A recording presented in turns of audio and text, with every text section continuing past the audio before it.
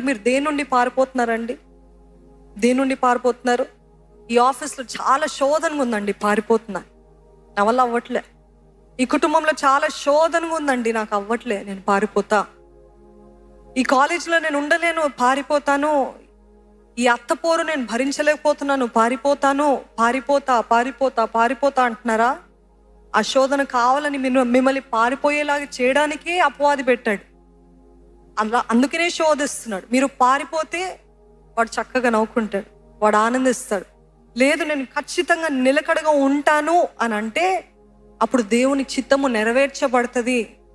Do you believe that? పారిపోకుండా ఏదేమైనా నేను దేవుని నమ్ముతా, ఆయనే నన్ను నడిపిస్తాడు అంటే అది దేవుని చిత్తము. నమ్మిన వారు ఉంటే హల్లెలూయా చెప్తారా?